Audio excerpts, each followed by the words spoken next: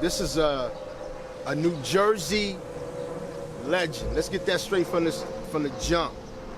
This is a New Jersey legend. Boxing Hall of Fame. Hi, my name is Santos Little Thunder Lopez. I'm a former fourth-ranked United States Boxing Association contender. Born in Puerto Rico. For 6 months, came to the United States. Came to Perth Amboy, New Jersey. I grew up in the Stockton building in the projects. It was called the 334 Stockton Street. I was raised there. I actually I lived on Washington Street in Perth Amboy, and then I moved to the project. It was a 9-story building. And it was kind of the rough way to start your young years, but in the project with drugs and stuff like that all around. But that's why I started my life. I was being raised there first. I was already facing challenges as a kid because my school was right there and the project was right here to the left, and the drugs, everything was out here. So I was already being placed in the project where I was seeing drugs being dealt, people hanging out. So that was just a start already. It was a start. That was the start of my journey, you know, in the projects, and a lot of memories here. Running away from the cops, running away from the detectives, you know what I mean. And from here, across this, on the back of here was a parking lot, and that's where all the cars were, and that's where all the drugs were being picked up. Also in the front, but more in the back. A lot of stuff going, you know, the drug dealings and everything. So, you know, that's what I saw, that's what I did, that's what I followed. I didn't have no role models in my life. I just did, that's what I did. I heard about Lucy Sanders, a boxing gym, and I went straight there just to get away from the building, the projects and everything. I needed something new, something positive. I was 18 years old when I went to Fort Benning, Georgia. And when I came back from my basic training, I heard about the Lucy Sanders. I went there just to get away from the projects, all the negative, all the drugs, and I started getting better in boxing. I swear, me and Lopez, he became United States Boxing Association from Lucy Sanders and several other fighters. So really, actually, you know, Lucy Sanders saved my life, and I mean, boxing actually saved my life. Took me off the streets, took me away from the projects. So boxing is my rescue. It took me away from everything. It made me a man who I am today. It made me a contender, not a pretender. I started boxing. I grew up in the projects, and came one day. I got raided. I got busted, and I had enough of it. And I heard about a gym in Perth Amboy called Lucy Sanders. And just to get away from the projects, I used the boxing gym as an escape from the projects. And thank God it was there, and that was my escape from the projects. And I joined the gym, and never had a street fight in my life. I just went there just to get away from the negative, the drugs and everything. And when I started going into boxing, I just started getting better and better and better. And the history was told. I just got better and started improving, and people started noticing my potential, and I was just getting better, and I was just grateful to meet the right people to take it to the next level. That was a professional level. I started in the amateurs at 18. I started at 18, and I fought 6 years in the amateurs, and then at 24, that's when I had my daughter. I had my daughter at 24 years old, and when I had her in my arms in the hospital, I made a decision at that moment, having her in my arms, that I wanted to become more champion. People was telling me I was ready already. I was fighting like a professional in the amateurs. So, but when I had my daughter, that was it. I had to make the decision because I wanted to give her what I didn't get in life: a good education and a father. You know what I mean? And so she's the one that she was my inspiration to become a fighter, to go into the professional ranks. I had to get. I was 24 years old, and that's considered late in boxing. So she was the one that sparked everything up. I was doing it for her. And really also what got me into boxing was a fighter called Edwin Rosario. I saw him on TV. I saw his style, and he fought Julio Cesar Chavez. And when I saw his style, just his style. I love his style so much that I say I want to be a fighter, all because of Chavo Rosari from Puerto Rico, who's a great champion, and then from there I wanted to copy his style, and then it was more just getting away from the building and the stock, from the projects. I just wanted something positive to do, and I thank God he led me there. You know what I mean? And I made a career out of it. I didn't have no idea that I was a good fighter. God blessed me with that talent, with that gift. Little Thunder, wow, may he rest in peace. I got that name from my trainer that I was honored and blessed to have in my corner, the 1976 gold medalist Howard Davis Jr. We had a fight that we went to, and it was thundering, it was raining, and that's how we got the name Little Thunder. Like we took the thunder, and I was little, and he says it's little, you know, you're gonna be, it's a great name, Little Thunder, and that's how my name was created, Little Thunder, and so we stuck with that. You know, every time it rained, we weathered the storm, and he says Little Thunder's here because I was little, and my punches, I was like thunder, so it kind of like matched, and he gave me that name. The most memorable fight for me in my career was in my 6th professional fight. I fought this kid called Greg Torres. I knew Greg Torres from my amateur career. He was a southpaw, and southpaws are very hard to fight. So when we met in the professionals, he had 6-0 and I was 5-1, and I already knew his style. Tough kid from Trenton, undefeated. He was 6-0, and but Greg Torres, you know, I had to get, they prepared me very well for him. Howard Davis Jr., like I say, he was my trainer, 1976 gold medalist, and Curtis Ford, may they both rest in peace. They knew the war that I was going to go against this kid, so they got me prepared extra special before I fought him. And with Greg Torres, I fought him on the undercard of James Lights Out Tony on ESPN on a Sunday. The fight was scheduled on a Sunday. So here it comes. It was fight. And like I told you, it was going to be a war. So the first round I got beat up. Second round got beat up. The third round, what I'm doing, they're trying to figure it out. Again, he's a southpaw.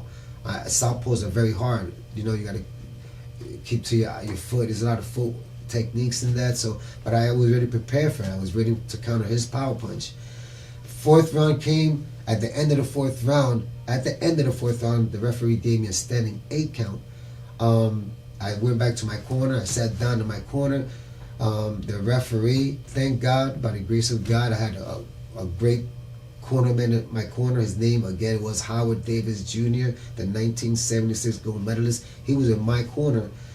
The referee came and asked him, was I okay to continue the fight, if I could go out in the 5th round and fight, because I just took a standing 8 count. And Howard Davis said yes, I could go out there. He believed that I could. I thank him for saying yes. You know what I mean? To this day, man, you rest in peace, Howard. Thank you. I love you. Thank you for saying yes to this day. So he said yes. He said, yeah, I could go out. And all night I was waiting for one counter punch, for him to throw his power punch. I could dip it, counter it. Came the 5th round. The perfect timing, as they say in boxing.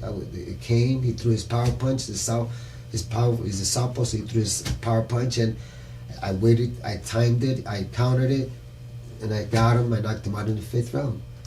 And so the dream came. It came with the dream that I had with Christ. It was amazing.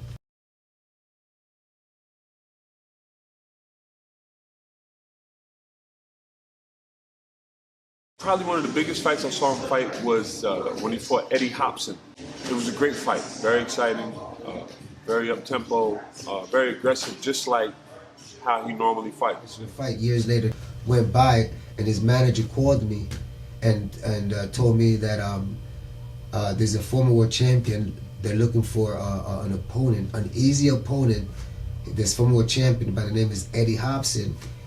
He's making a comeback. He just lost his title to Tracy Patterson, which I was in camp with Tracy Patterson. I've been a couple of times with Tracy Patterson. I got him prepared for his couple of fights. So he just lost his fight with Tracy Patterson. So he told me, listen, he's coming back, and They're looking for an easy opponent, and I believe you could beat him because you just beat my kid a couple of years ago. I'm gonna send you a tape. You tell me if you could beat him, and if you could beat him, call me back, and I'll set the fight for you. The fight was on the undercard of Felix Hunap and Whitaker in Atlantic City. I was like, wow, that's a dream come true. So I received the tape, and once I saw the tape, every fight that he had, in the 5th round, Eddie Hobson would get tired. So when I saw that weak link, I called the manager up. I says, I'll take the fight. So when I took the fight, he made the fight happen. I took the fight, and he also said, congratulations, the fight is made. And he also said, listen, the kid that you beat, Greg Torres, in my 6th professional fight, he wants to help you. He asked me if he could help you spar, and if he could work your corner. I said, oh my God, of course. He's not mad at me. You know what I mean? He don't want a rematch, because I was going to give him a rematch anyway. He was that tough. So I said, absolutely. I said to him, you know, I would be happy for him to help me to beat the world champion, the former world champion. So he came and helped me that day, and it was special. He came and helped me, got me prepared to fight Eddie Hobson. The fight came that day, amazing, and just like I saw in the tape, it happened in my fight. And the 1st round I got beat up, the 2nd round I got beat up, the 3rd round I got beat up, the 4th round I got beat up, the 5th round got beat up.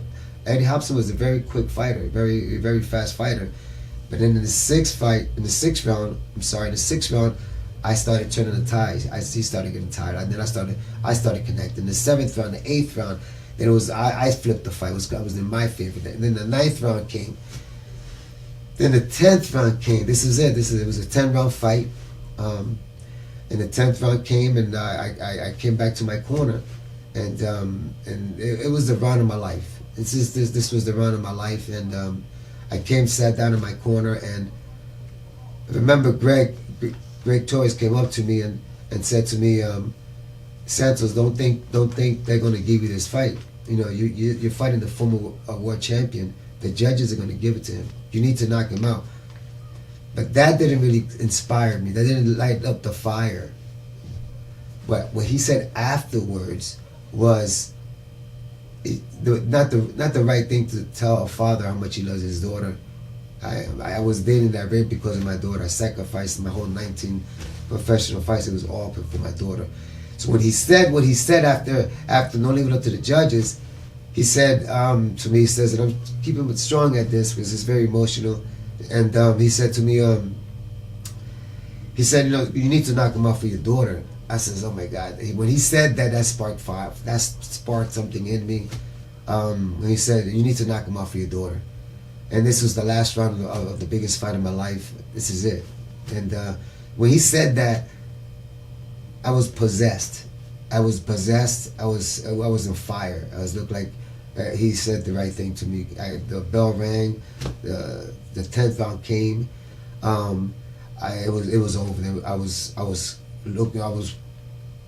looking all over for him. I was attacking him. I was hurting him very much. With 39 seconds left, his manager, which we all know who he is, Lou Duva, may he rest in peace. He was Holyfield's trainer. Lou Duva was managing Eddie Hobson. He came through the ropes. They didn't through the white towel. He came through the ropes and separated the fighters. Lou Duva came in and separated us. And then they asked Lou Duva, why did you came in? Why did you stop the fight?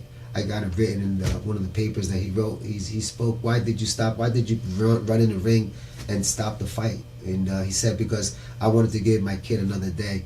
There was 39 seconds left in the 10th round, and the referee didn't stop the fight. I thank God that Lou Duva did stop the fight, because I think I could have probably even killed Eddie Hobson. He was out. 39 seconds was too long, so Lou Duva came and stopped the fight, and that was it. And I knocked out Eddie Hobson in the 10th round, the biggest fight of my career.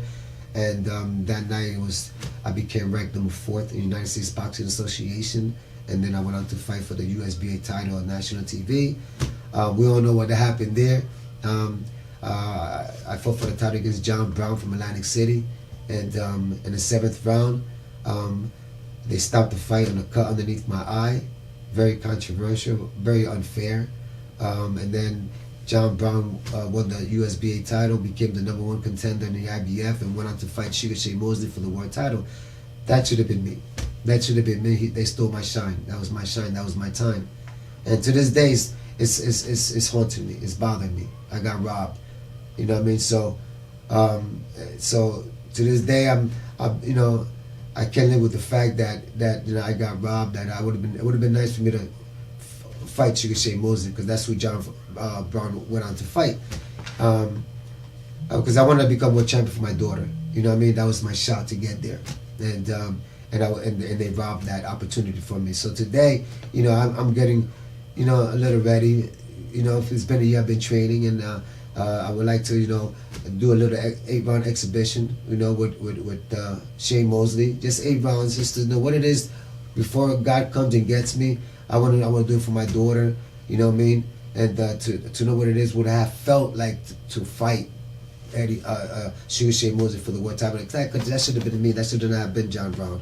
I got robbed. So if you could just give me an 8 round, that's what I'm looking for. I'm getting the best shape in my life right now for you. If you could honor that, you know what I mean? And I appreciate that. You know, I'm a true contender. I'm not a pretender. I'm getting ready.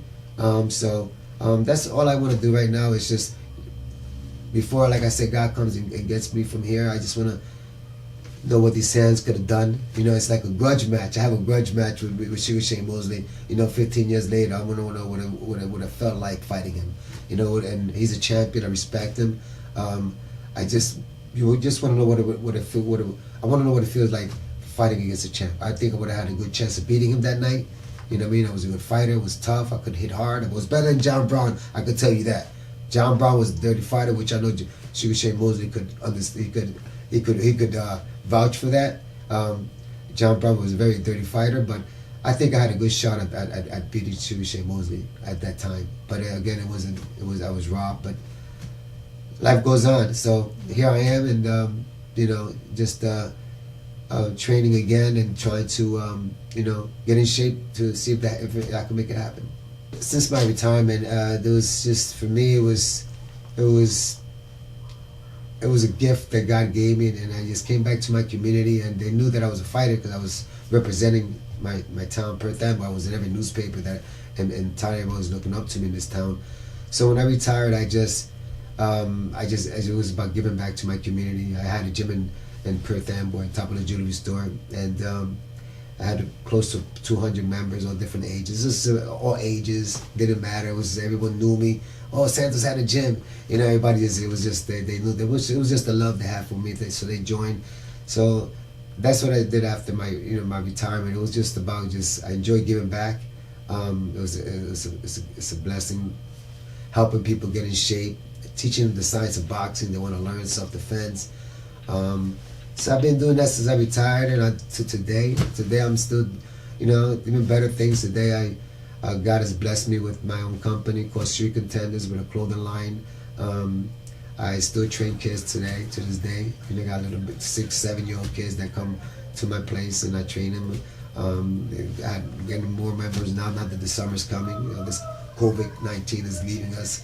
But yeah, I'm still giving back to my community, and still have plans on opening up a gym. You know what I mean? I want to give back. I want to open up a gym in Perth Amboy again. I had one before, and I want to just clean up the streets, give back, create little contenders, create champions. If not in boxing, but just clean up the streets. You know what I mean? It's time to clean up the streets and make these these pretenders, make them contenders, and not just in boxing, but in anything they want to do. I'm here. My company is going to be here for them. It's just to give them anything positive, to support them, and not in boxing. If they're into music, they're into anything. I mean, just come to me. If anything, if it is something positive, I can help you, support you to get you off the streets and sponsor you. That's what our goal and motto is in my company. And my vision is to just give back. And I enjoy it. I've been doing this since I retired, and it's my life. My man Santos is coming back, doing his thing on a lot of different levels, clothing line. You know what I mean? He got a podcast coming soon, so let everybody know about that. You know what I mean? He got a lot of things in the work. Absolutely, amen. Got a lot of things in the work. You know what I'm saying? So he's a great brother. I love him to death. Always respectful. You know what I'm saying? Treat people how they should be treated. And all around, he's a good person. And I see that he has a positive outlook. I see that he has a will and a determination that he's always had. So his fighting style was kind of aggressive, very active, very busy, and just very what they say, fan friendly. Like people like to see action. He was an action fighter. One thing that I can say though is that he's still moving nicely. You know what I'm saying? He can still move, but and keep his rhythm. And really being a fighter is something that is like riding a bike. Once you learn how to ride a bike, you never forget. That brother went from 334 Stockton Street to fighting on TV. You know what I mean? I watched. And a lot of other people watched. You know what I'm saying? We was all tuned in to root our peoples on. You know what I mean? He done fought the same people. Some of the same people in the bin and Mayweather done fought. You know what I mean? They got certain people in common that they both have fought. He said he wants Sugar Shane. And I want to see him get Sugar Shane. You know what I mean? I want to see him get Sugar Shane. That's what I want to see. I want to see that fight. I fought for the title in national TV against John Brown. They stopped the fight in the 7th round, and it was a very unfair stoppage. And he went out to fight Sugar Shane Mosley for the IBF4 title. They stole it, they robbed it, and it's a grudge match. I want you. 8 rounds, that's it.